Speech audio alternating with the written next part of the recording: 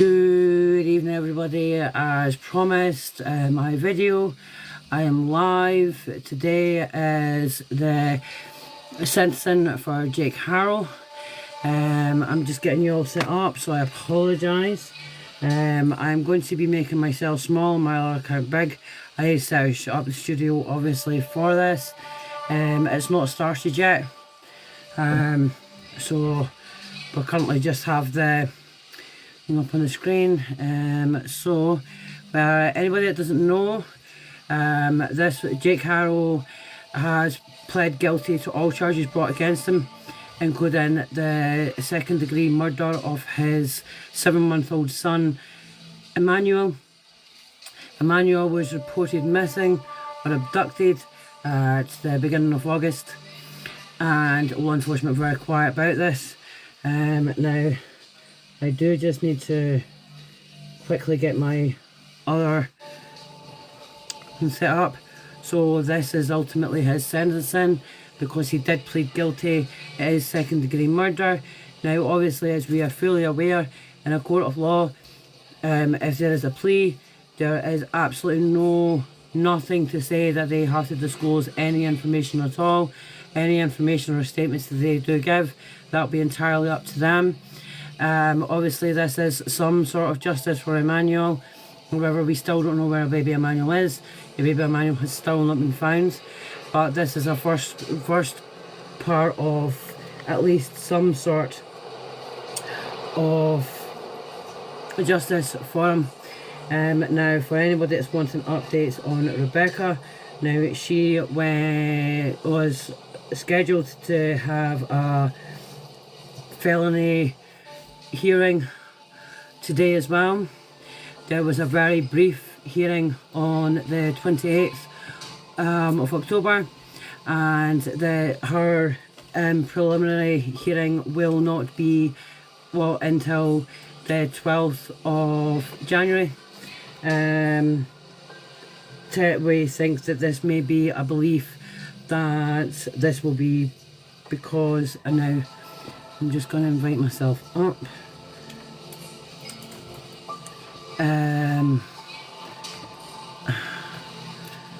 So I'll guess myself. Why is this not letting me do anything? For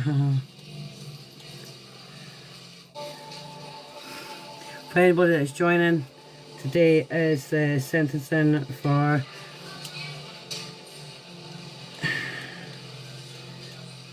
okay, I'll just request myself then. Hi to anybody that's joining. If you're sticking around, we are due to get the sentencing for Jake Haro. He is the father of the missing Emmanuel, and just make sure I'm right. Video on, I'm joining, video on. I apologize. At least you can. Maybe not. Right, there we go, that's that fixed.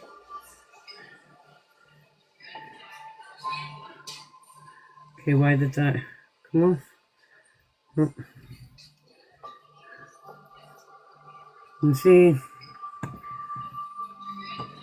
You see, we're still currently waiting for this to start. It's not started yet. I've got a notification on. I thought it would have started by now. This has actually been delayed. This was supposed to be earlier on today. This was delayed until 2 p.m. Yucaipa time, which is California, which should be starting at least in the next 4 minutes, hopefully. But it's a sentencing, it's a big one. If anybody's following along, and if anyone wants a big quick recap, we'll give you a quick recap right now. Beginning of August, Rebecca Haro reported to the Yucaipa Police Department that her son was abducted as she went to change his diaper outside the Big Five at the car park.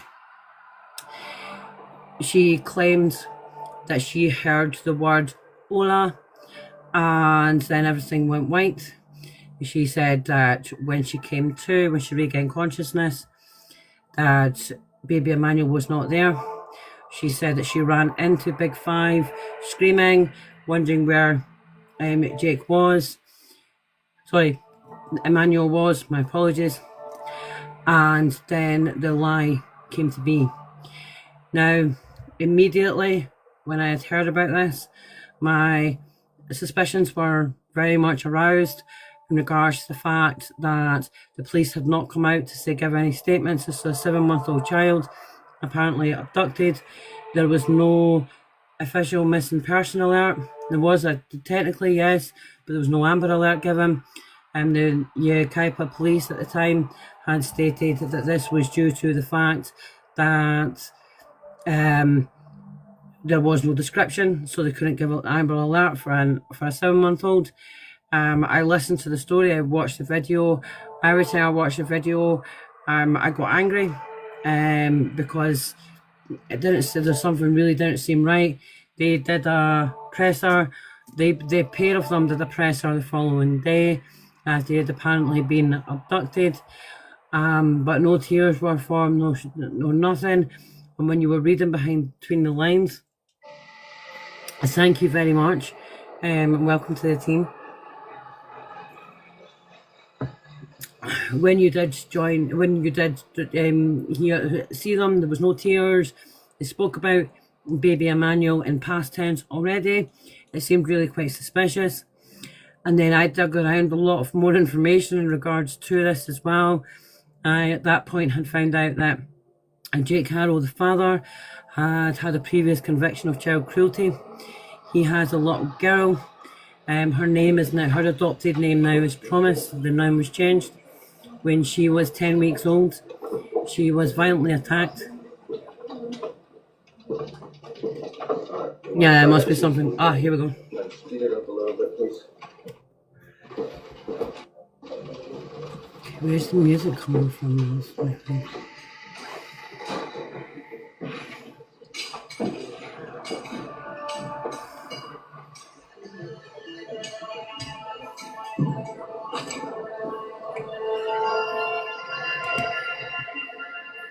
One little second, I just want to check something. Oh yeah, it's coming from that. Right, I hope everyone can see that okay.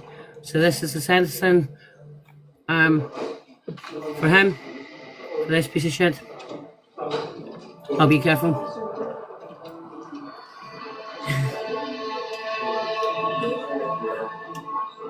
I have no idea what that was, but thank you. I'm so sorry. Oh, why am I getting a potato on her head? What have I done? Okay,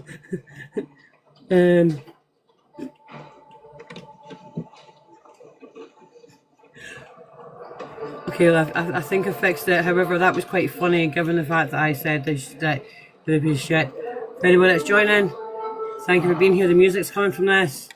Just what I'd say, because when you pause it, it's still got the music playing. This is sentencing for Jake Haro, the father of Emmanuel Haro.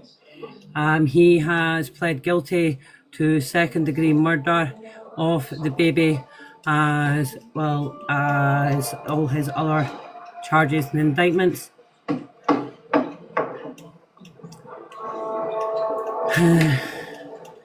Thank you for coming along. Hi to anybody that's joining. Will we hear anything about what happened to Emmanuel? Most likely not. Would we like to know what happened to Emmanuel? Would we like to know where he is? Very much so. It is believed that baby Emmanuel succumbed to significant child abuse that was brought against him. Jake Haro was a piece of shit. He had injured his daughter in the past. Let me see if we can add a wee sticker.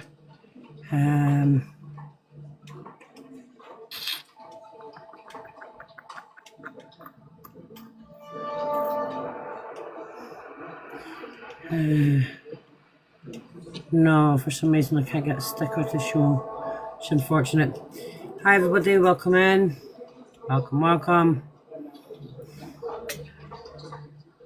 Let's go quickly do a wee share.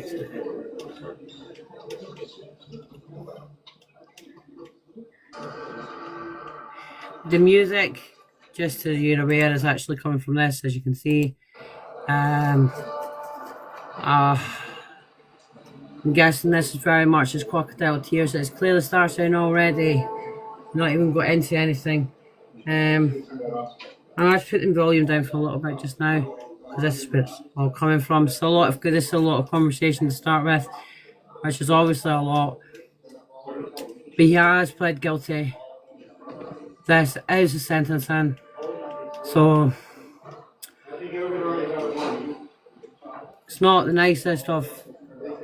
I just figured out how to get stickers in. Yeah, I apologise. I really don't do enough lives there at all. Jake. I need to also start using the studio as well. Like, this is Crocodile Tears, man. This is Tears for himself.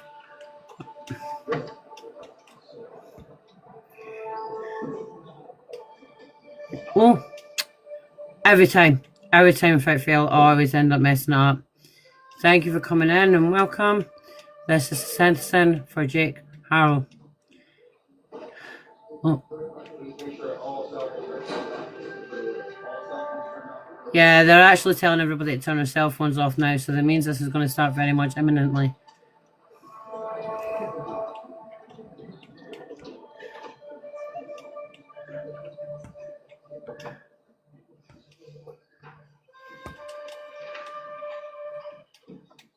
Oh.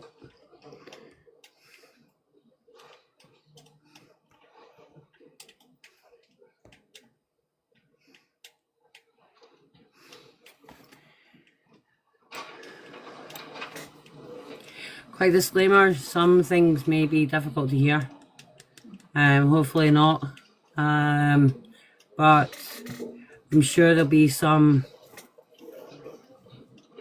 time for families to speak.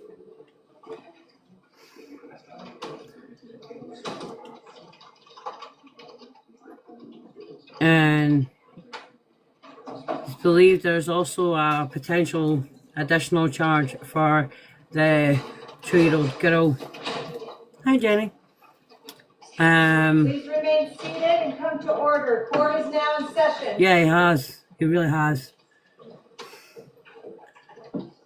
If at any point this is really difficult to hear or anything at all, please feel free to take breaks. I'm sure for most people with some child, so. Go forward with the sentencing in the Jake Haro matter. Again, announcing to the public there are no use of cell phones, no recording except for the pool camera. There will be no comments about the case while the court is in session, no outbursts, and please follow instructions given by our sub-deputies. With that, calling the matters of Jake Haro. Appearances, please. Thank you. While I wait for Mr. Haro, he is sitting next to me at council table. And thank you, Your Honor. Good afternoon. Allison Lowe, also on behalf of Jake Haro. Good afternoon, Your Honor. William Robinson for the people. Good afternoon. Brandon Smith for the people. Thank you. And good afternoon, Mr. Haro. And this is the time and place set for sentencing. Are both sides ready to go forward at this time? Yes. And the court has read and considered the sentencing memorandums provided by Ms. Garthwaite and Ms. Lowe, as well as Mr. Smith and Mr. Robinson, as well as the probation report. At this time, does either side want to be heard further? Mr. Smith, Mr. Robinson, any victim impact statements for the court to consider? There will be no victim impact statements. Okay. And Ms. Garthwaite, Ms. Lowe? Your Honor, I just wanted to very briefly reiterate the defense objection to imposing court fees and fines. Mr. Haro is indigent. He's a public defender client. I believe that the court is going to sentence him to a lengthy sentence. And prior to his arrest, he was unable to work and was receiving disability. So we would object to the court imposing any court fees and fines. If the court is going to assess a restitution fine, it is based, or the defense requests that based on the indigency, that the court set it no higher than $300, which is the minimum. Okay, and Mr. Smith, Mr. Robinson, do you want to be heard in regards to that? Yes, I'd say that while I intend to submit in large part on the sentencing memorandum that filed the court, I do want to reiterate that while I understand the court has some discretion in this matter regarding the sentence and the fines and fees, I want to emphasize the fact that this defendant deserves no leniency in any regards as to sentence or as to fines and fees. The court is well aware of how this case began with the defendants standing in front of law enforcement and the public and creating this public panic about a child being kidnapped, and the resources that were expended in order to investigate those lives of the defendant need to be addressed in this sentence as well. So I would ask that the court recognize that in deciding how much to assess the defendant in fines and fees, as well as in exercising its discretion regarding the appropriate sentence in this case. Thank you, Mr. Smith. Anything further before the court begins its sentence? No, Your Honor. I'm sorry. Yeah, so I'm sorry, we've had, I guess, a change of opinion. So the Emmanuel Haro's grandmother has now asked to address the court about the sentence. Okay. And are you ready at this time? And Okay.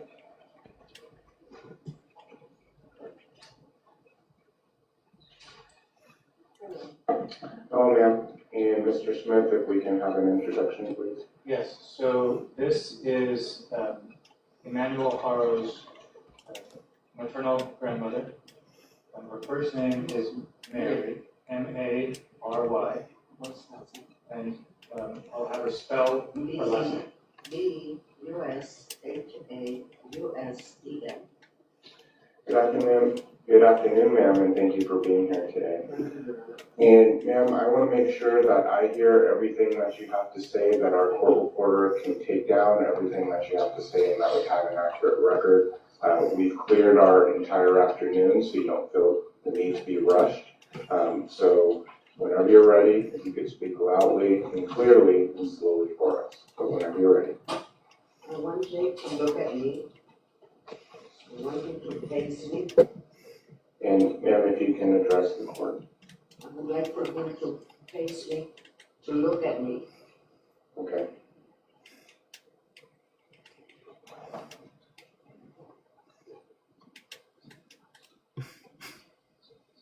Coward won't even turn round.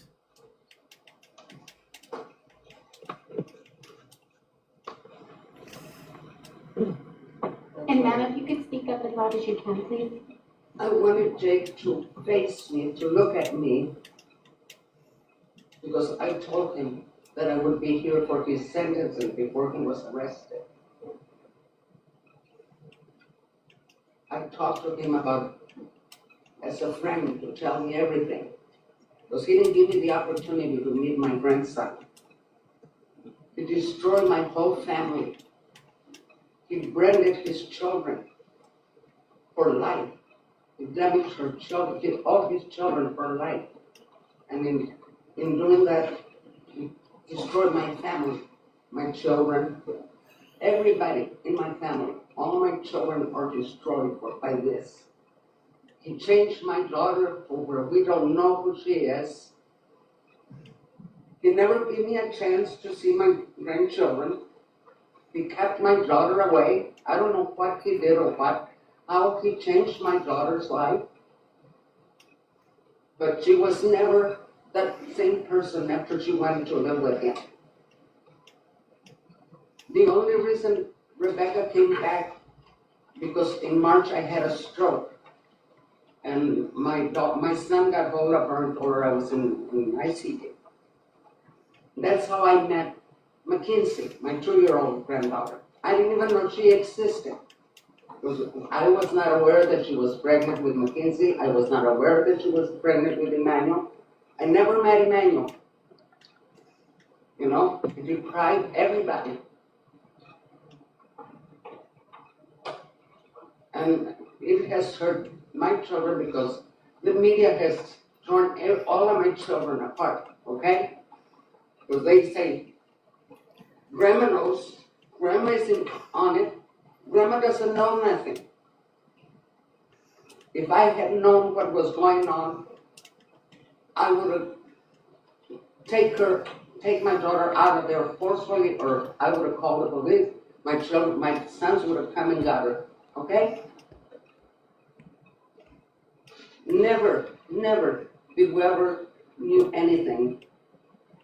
If I had known when I called social service when Rebecca moved in, I called social service to let them know that I didn't like him.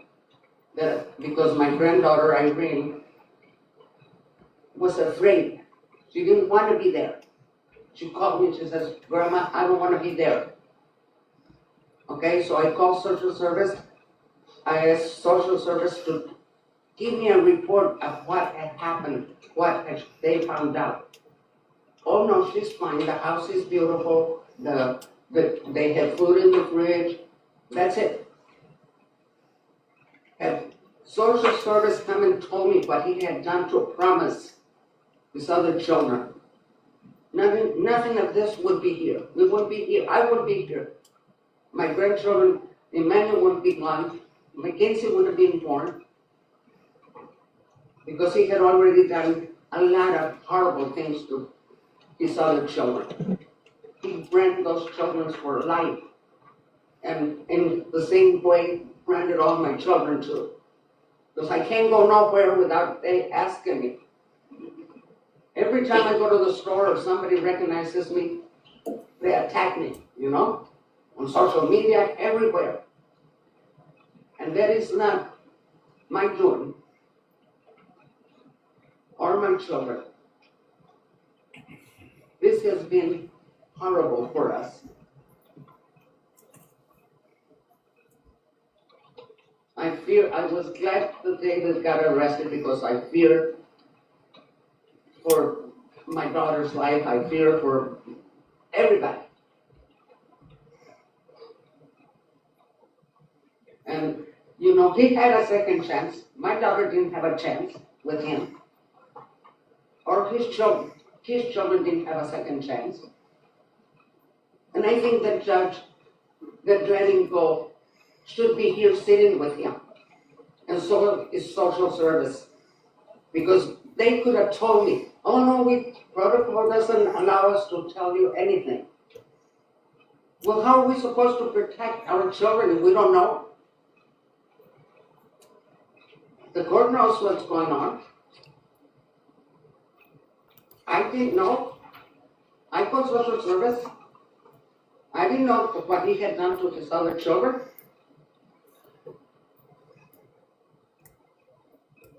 And here he sits, you know, like nothing. Somebody will give him another chance. And I don't want that. Because he didn't give his children a chance. He didn't give my daughter a chance to be happy to take care of her children, okay? My 20-year-old granddaughter, my 18-year-old granddaughter are a mess because of him. Mackenzie, it's totally changed, a little baby, a 2-year-old girl that has nothing, okay?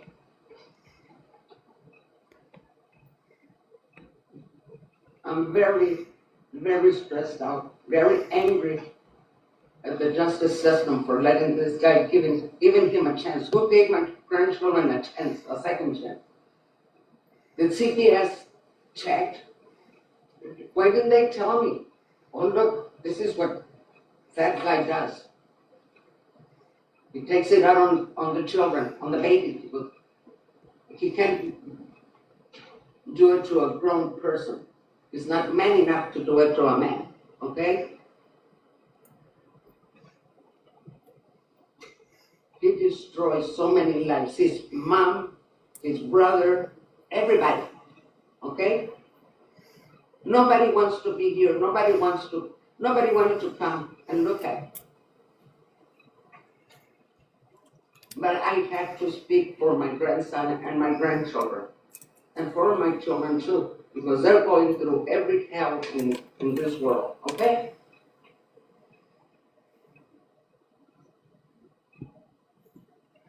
Thank you, Mom. I didn't mourn my grandson that he passed away. We buried him on the 5th of August, and they were saying that, oh, you probably bury Emmanuel in my grandson's, when we bury my grandson, okay? I lost my grandson on the 5th. We buried my grandson on the 5th of August. Then he calls me on the 14th of August and says that Emmanuel is kidnapped. And then my sister passes on the 17th of August. We didn't have a chance to mourn any of my sister, my grandson, my other grandson, none. Because everybody was angry at everybody because how could this happen? Why? I wish you could look at me and tell me why. He was never in my house. He knew I didn't like him. He knew I called social service, and that's why he kept my daughter away. He changed her so she couldn't have no contact with me or his brothers, okay? Had I had not had a stroke, I would have never met McKinsey or, probably heard it on the news about Emmanuel, okay? So don't blame my children. The media has blamed my children, everybody. The TikTokers, everybody. Grandma Mary knows. I don't know nothing, okay? And I stand here with you, asking you to give him the maximum. Because I don't want him to give him another chance. He didn't give nobody a chance. He had many chances. He had a chance, the judge gave him a second chance. The probation gave him another chance. The CPS, oh well, no, he's fine. He's got food in the fridge and the house is clean. It doesn't cut it, okay? And that's not fair to the children to let somebody out like that.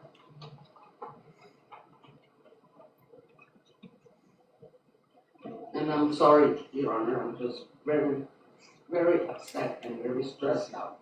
And ma'am, no need to apologize. This proceeding here is for you to make your impact statement to talk about how the crime has affected you and your family. I do want to lead with, I'm sorry for your loss. I'm sorry for all the hurt that you and your family have gone through. A lot of hurt. And I want to thank you for being here today. I'm here because I'm the only one that wanted to be here because my children don't trust themselves to come in and talk because they're so upset, so angry at this system, what they did. How could they give him a second chance when you see the pictures of the little girl? How? That's beyond me. You get two drunk driving tickets and you go to jail or you pay a goddamn fine. And he, a slap on the hand, go and do community work. Okay? How does that happen, Your Honor? I want to know how did that happen.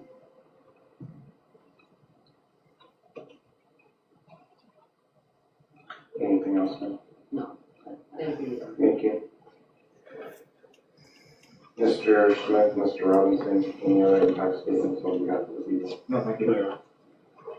Ms. Garthwaite, Ms. Lowe, no impact statement. Before this goes any further, okay, so does anybody know about Rebecca's brother? Which is obviously one of her, well, it's just obviously her son as well. Now, there was actually a GoFundMe for and a petition and stuff for the son's legal fees. So there was a woman that was found with a single gunshot wound in a bath, and it initially was determined of self-deletion. Then, upon looking on it further, it was realised this wasn't a self-inflicted in the slightest, and this was Rebecca's brother.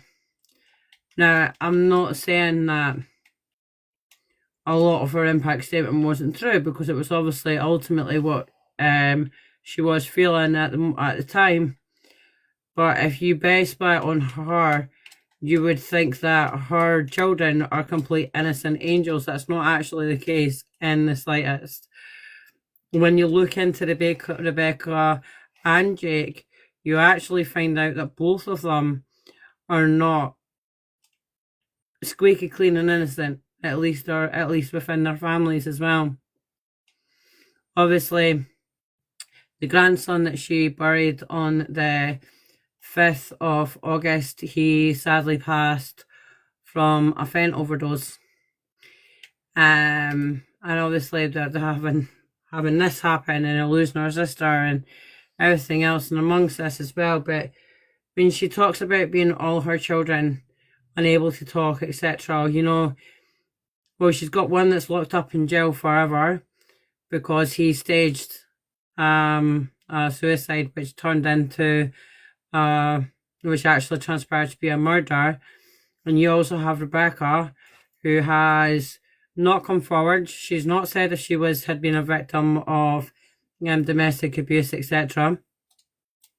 And there was a couple of times during this, yes, this is a victim impact statement, so I have to take it from face value.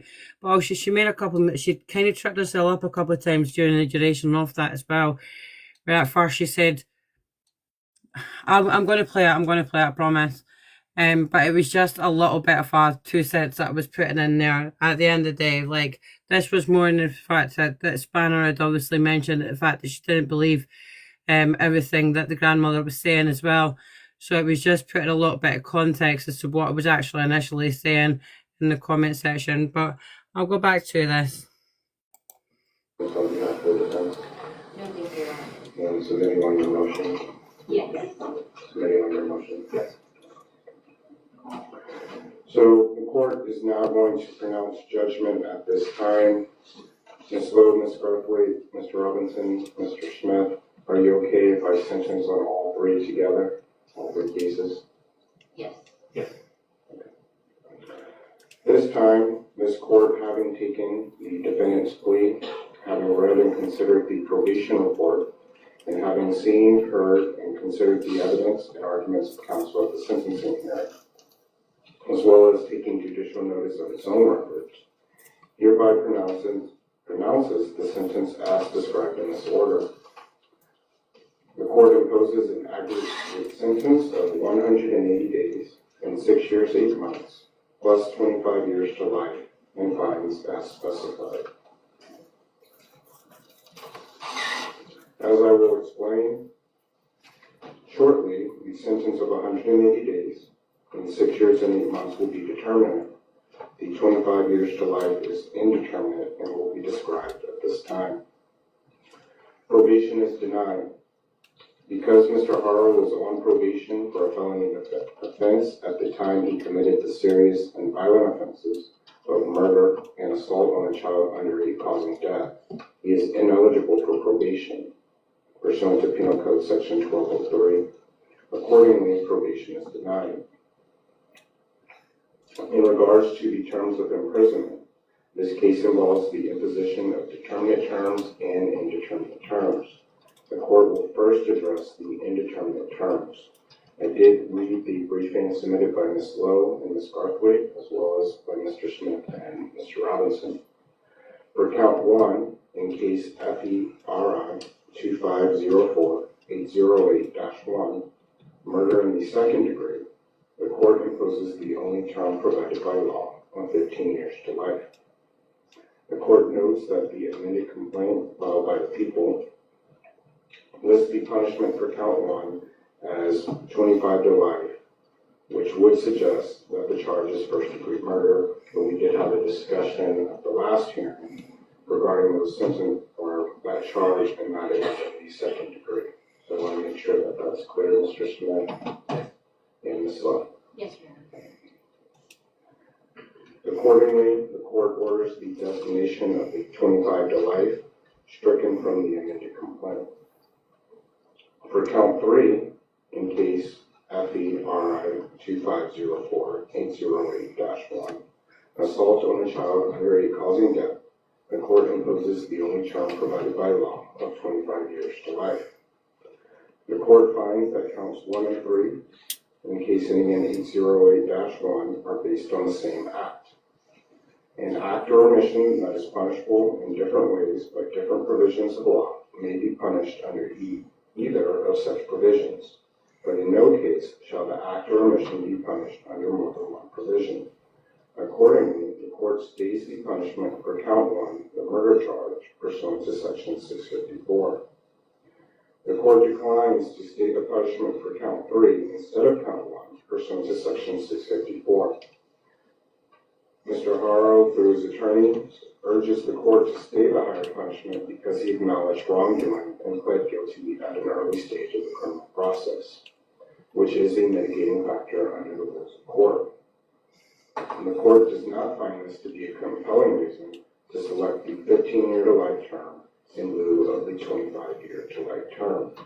While Mr. Haro did plead guilty at an early stage in the proceedings, this does not outweigh the significant and considerable aggravating factors that he has admitted to. It cannot be ignored that Mr. Haro was on probation for severely abusing one child when he decided to assault and kill another child. Further, the court notes that Mr. Haro was out on bail in 2 cases, including one for abusing his daughter when he killed baby Emmanuel. And the fact that Mr. Haro pled guilty at an early stage, while not insignificant, cannot overcome the horrific nature of the circumstances here. Given the admissions Mr. Haro himself has made with respect to the aggravating factors, accordingly, I will impose the indeterminate term of 25 years to life. Mr. Haro has also been convicted of 3 felony charges with determinate sentences. The court selects the child abuse charge, the 273A from case BAF 2101265-G, to be the principal offense. The court orders executed the previously imposed term of 6 years, which is the upper term. As will be explained, the court orders the determinate punishments to run consecutively to the punishment imposed in felony case ending in 808-1. In case BAF 2400717, Mr. Haro has pled guilty to being a felon in possession of a firearm pursuant to Penal Code Section 29800 and ammunition under Penal Code Section 3305. These offenses are based on his possession of a loaded firearm, which is a single act. Accordingly, the court states punishment for count 2, the possession of ammunition charge pursuant to Section 654. For the firearm possession charge in count 1, I will impose a subordinate term of 8 months, which is 1/3 of the midterm, to run consecutively to the principal term. When determining whether to impose consecutive or concurrent sentences, the rules of court provide several factors for the court to consider. The factors related to the crime include whether or not, 1, the crimes and their objectives were predominantly independent of each other. 2, the crimes involved separate acts or threats of violence. Or 3, the crimes were committed at different times or separate places, rather than being committed so closely in time and place as to indicate a single period of terrible behavior. The court may also consider any aggravating or mitigating circumstances in deciding whether to impose concurrent or consecutive sentences. except that the court may not impose a consecutive sentence based on 1, a fact used to impose the upper term, or 2, a fact used to otherwise enhance the defendant's sentence, and 3, a fact that is an element of the crime.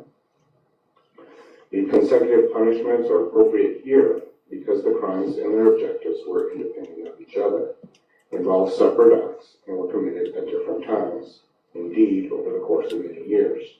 Accordingly, the court imposes all felony punishments to run consecutively to each other. Mr. Haro has also pled guilty to a misdemeanor offense of filing a false police report in count 2 in felony case ending 808. For this misdemeanor offense, the court imposes a term of 180 days to be served in any penal institution.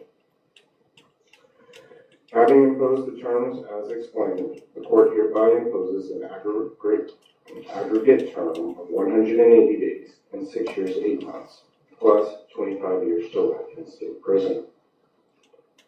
I do want to touch on my discretion in case there was any question.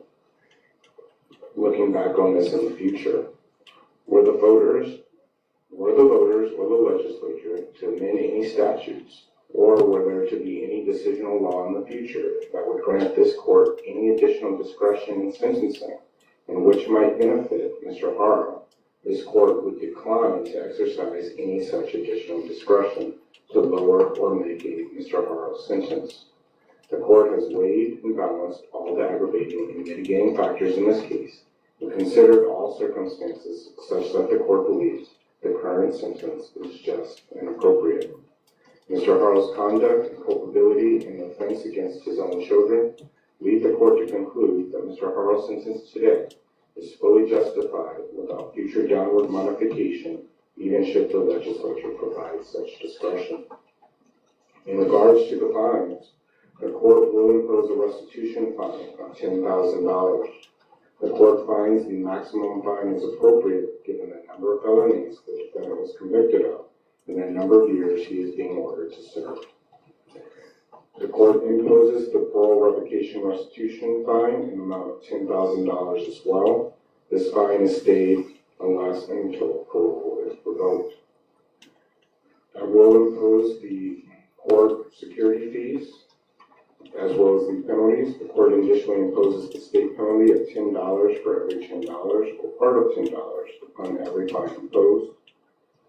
The state penalty assessment of 20% of the base fine, the court operations assessment of $40 for each conviction, and the court facilities assessment of $30 for each conviction. Ms. Lowe, I will take note of your request and your joinness. And at this time, those fines and fees will be imposed, but stay the execution pursuant to joinness. In regards to restitution, the court orders victim restitution to be paid in any amount that may be determined in the future. Mr. Haro is also ordered to pay interest at a rate of 10% per annum, accruing as of October 12th of 2018 in case BAF ending 265, as of July 27th, 2024 in BAF ending in 717, and as of August 14th, 2025 in felony case ending 808-1. Mr. Haro is hereby advised the restitution orders shall be enforceable as if they were civil judgments. Mr. Haro, I'm going to advise you of the following at this time. You are advised of your right to appeal. The notice of appeal must be filed within 60 days after the rendition of the judgment or the making of the order being appealed. You are also advised that if you are indigent, you are entitled to appointment of counsel upon request. Sir, I'm also advising you of your requirement to provide buccal swab samples, right thumbprints, and a full palm print impression of each hand, and any blood specimens or other biological samples.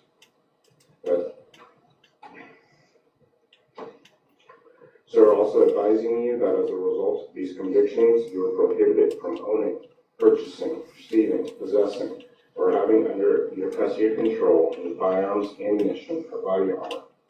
You are also ordered to relinquish any firearms.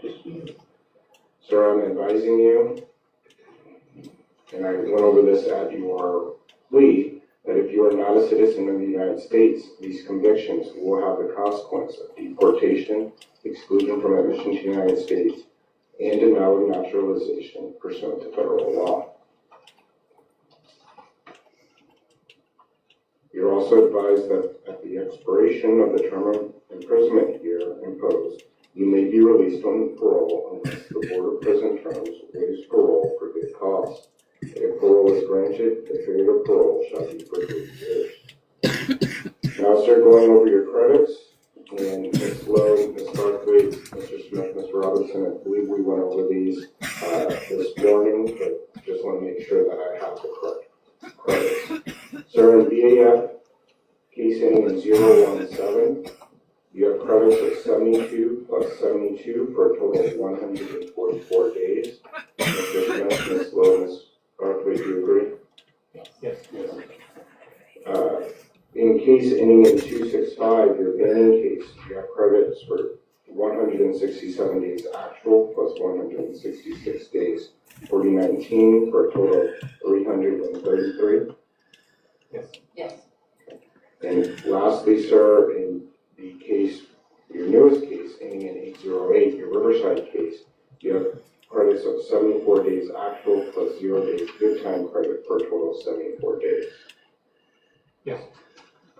So to reiterate the final disposition, Mr. Haro, you are hereby sentenced to serve 180 days and 6 years, 8 months to terminate. You are ordered to serve 25 years to life in the state prison for the child abuse perpetrated against CH, for unlawfully possessing a firearm and ammunition after having been convicted of such a heinous crime, and for the senseless assault and murder of baby Emmanuel. While no sentence can possibly vindicate the loss of innocence and life at the hands of Mr. Haro, the man who was supposed to protect these precious and defenseless children against evil and harm, the sentence here is the most the court can do to ensure that as much justice is done as possible. To that end, the court imposes the aforementioned terms of imprisonment, fines, and penalties and assessments. And I will be filing a written order of today's sentence. Anything else at this time before I sentence him or order him transported forthwith? Ms. Lowe or Ms. Garthwaite? No, thank you. I have a point of clarification here. Okay. I just wanted to inquire, it's my understanding that the court did impose the $10,000 restitution fine that stayed that person. Yes. Okay, thank you, Your Honor. Mr. Smith, Mr. Robinson? Nothing. Thank you. Thank you. And at this time, Mr. Haro, I am going to order that you are transported forthwith by the Department of Corrections for housing in the state prison.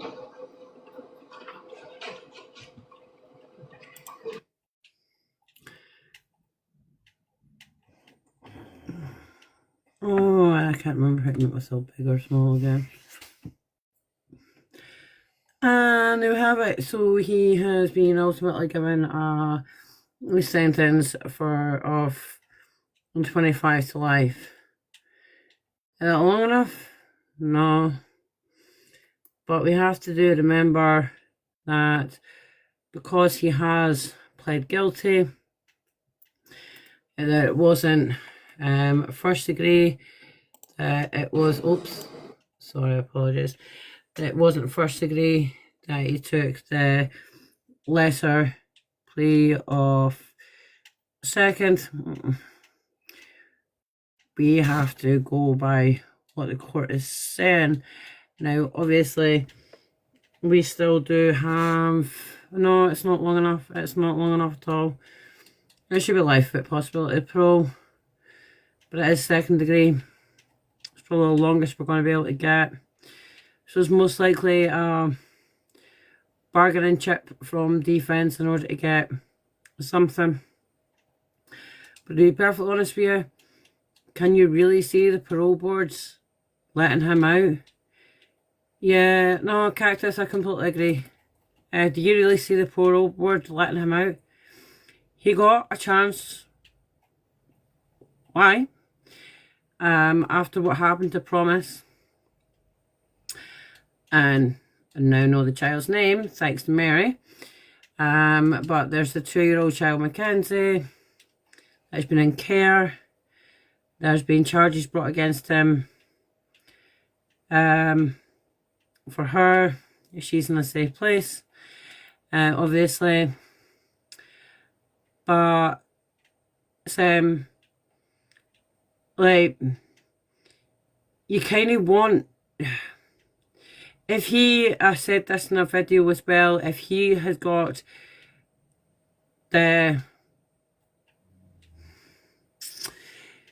if you've got bollocks to stand and say he's guilty for this, and he should have at least taken done to where baby Emmanuel actually is. And a spanner, and the more this is going on, the more I wish it wasn't, but the more I'm going to agree. However, you would have suspected that she would have already mentioned domestic violence, given the fact that she did have a healing bruise on her eye.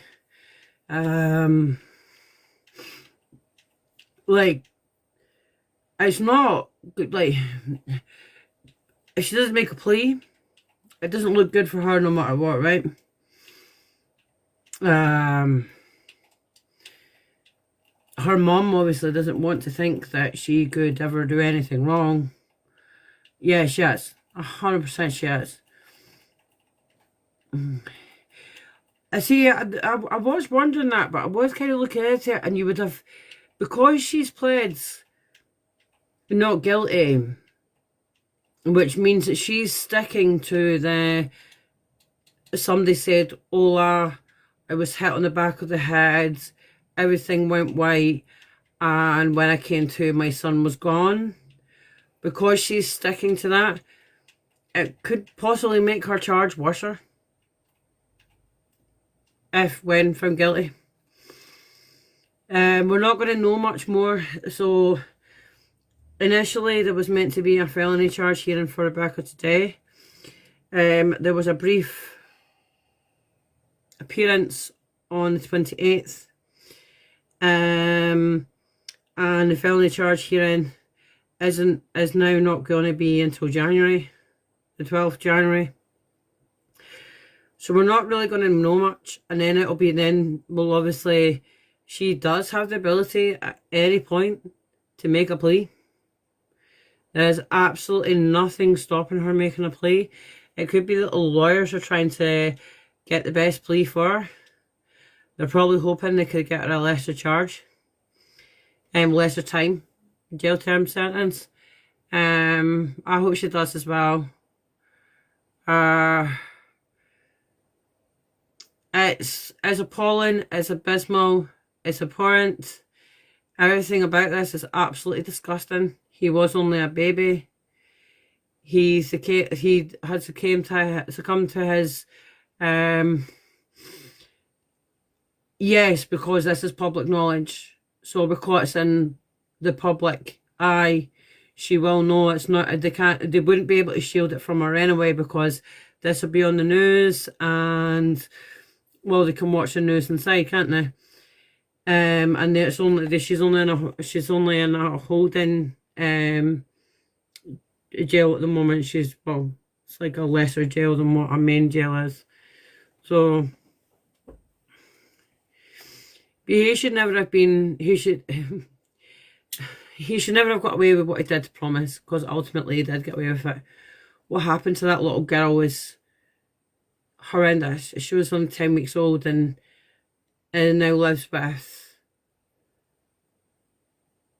limitations in such a significant way, which is absolutely horrendous. And then he's got to he got a second chance, and his second chance was actually to kill. There is always the case of the fact that even though this will go against this, I don't know, like, Rebecca is keeping very tight-lipped after her being the one to be speaking the whole time to start with, you know, because she was the one that obviously said of the 911 call, the fake report. very welcome. Like, this man, honestly, I've been following this since the word go, and you know, you need to be, there's times that I need to be as impartial as possible and, you know, wait for the court of law or law enforcement to come out and say something. But I said this at the start of the live. I remember when I first saw this and there was nothing from the police, like at all. Yucaipa police were very quiet. They weren't discussing anything. I dug into them. I found out about the murder case. I found out about Baby Promise. And I then went over her whole thing again.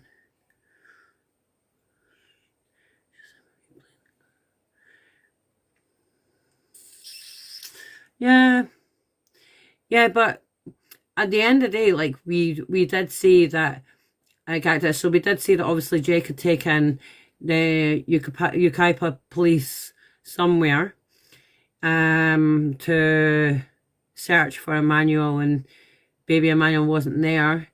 Given the circumstances, given the location of where that was, you have to think of the elements, and also you have to think of the animals. So if baby Emmanuel was in quite a shallow grave, the chances of him being in that place that Jake had taken him to were very slim. They would have had to have done, they would have done the same with Jake as what they did. No, well, they would have done the same with Rebecca as what they did with Jake, and that would be to put in a fake prisoner to try and see if they could get information. Brian Enton, who had obviously, he doubled down on it, even though the DA, etc., said that never happened.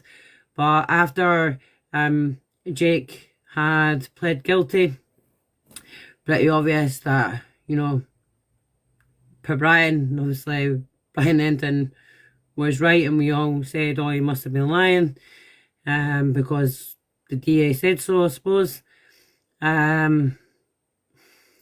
You fair, the way that the way the judge was initially talking, he was talking about 15 years, and I was just like, he can't get that less. I said that 25 years, I suppose, for second degree is ultimately the best they can give, but it's still far too small.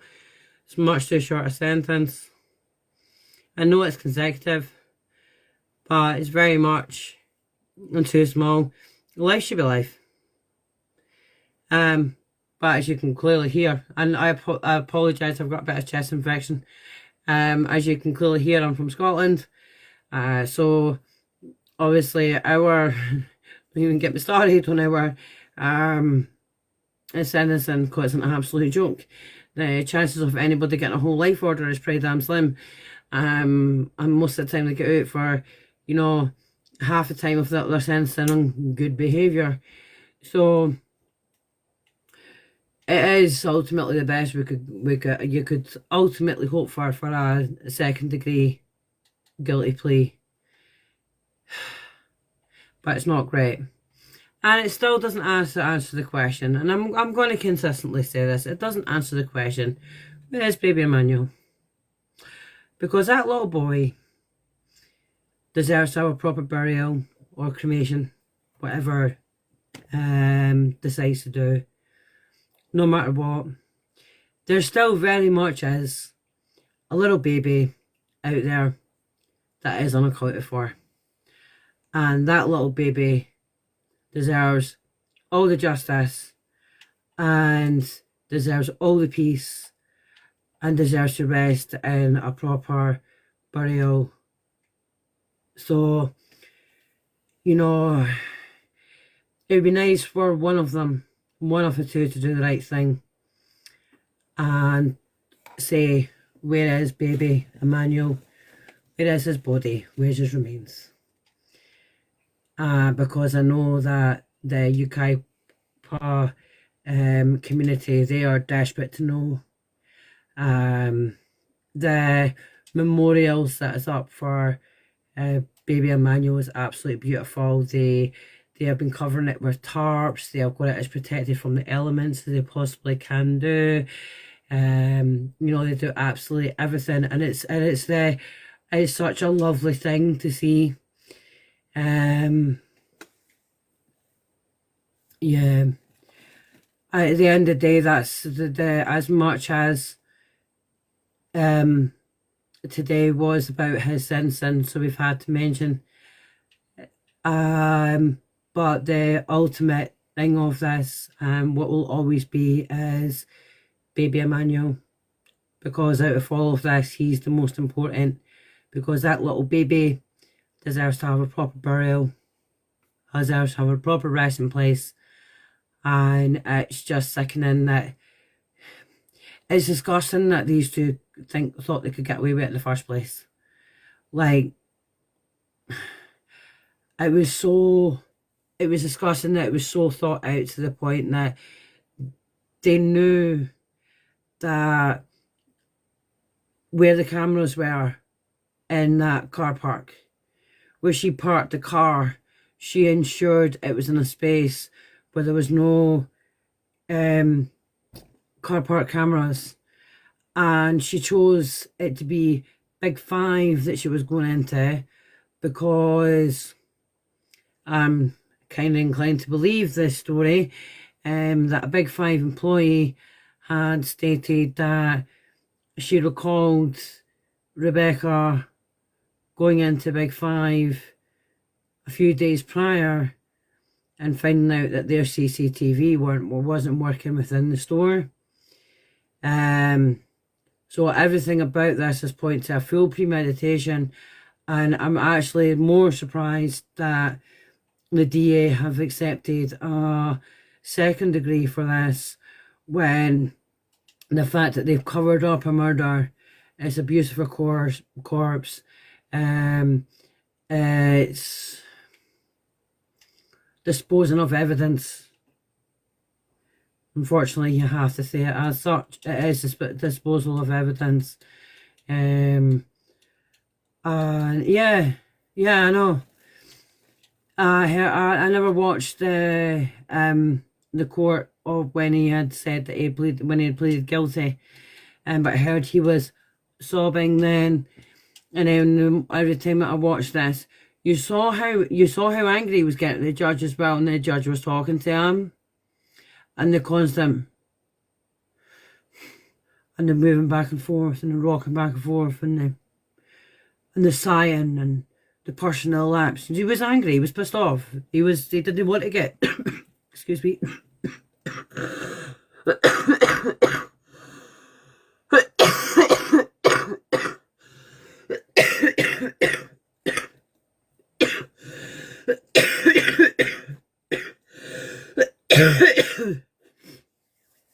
Apologies. He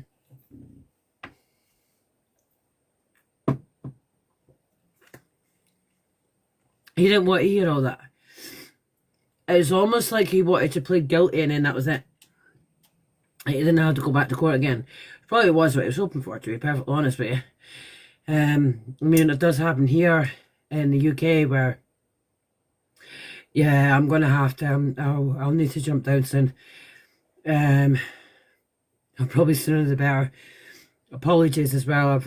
I'm actually coming to the end, but I've been struggling with a chest infection, so I was gonna stay on and discuss other things, but I was expecting to be like pretty healthy. But this is where we stand at the moment.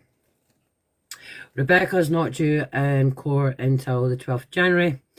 That's when her felony crime hearing will be, and Jake Haro has been sentenced to 25 years to life imprisonment for the abuse and murder of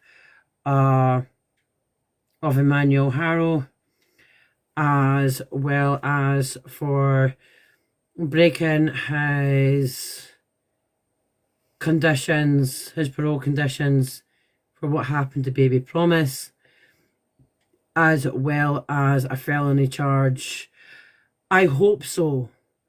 It's what I'm actually going to hunt for as well, because I think, to be perfectly honest, everybody, so many people know about this, but if she doesn't plea, this will definitely be a shown in court, unless her defence push for it not to be shown in court and to be a closed court. But it's very difficult for defence to make that judgment call, to be perfectly honest with you. So the chances are it will most likely hear, which I do believe that we should kind of get to, given the fact that so many people have really followed this, and baby Emmanuel was captured a lot of piece of everybody's heart as well. I just hope they do the right thing. But for now, I think I'm better to jump down because the coughing's getting worse. Can't talk for very long. But I'd like to thank you very much all for you for being here. Thank you for the likes. Thank you for the reposts. Thank you for the gifts. And thank you for any of the follows. It's very much appreciated. Thank you for bearing with me even with this. I will be live again at some point. I'm not too sure when. But for now, this is very much a good night from me. I hope you all stay well, stay safe.